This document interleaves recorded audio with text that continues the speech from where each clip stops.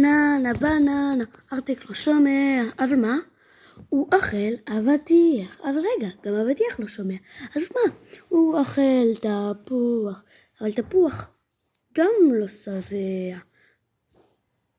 בעצם מה זה משנה אם הוא לא שבע? כי הוא בסוף נרדם כי הוא עייף. אז בואו נחזור על הכל מההתחלה. וננה בננה, ארטיק לא שומע, אבל מה?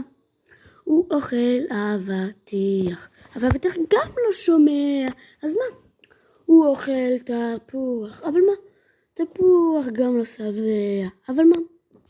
תפוח נרדם, אז מה?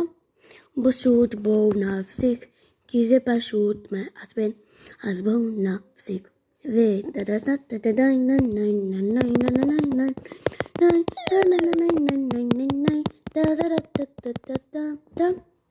ובואו נחזור על זה עוד פעם אחרונה.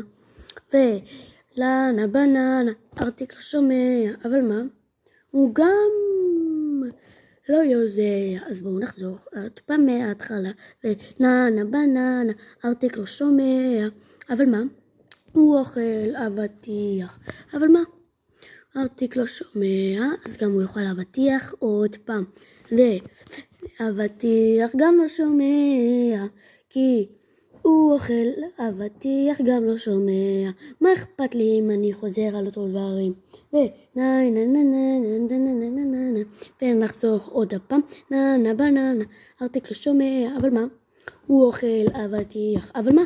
אבטיח לא שומע, אז מה? הוא אוכל תפוח, אבל מה?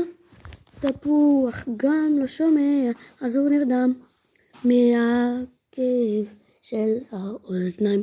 אז לילה טוב.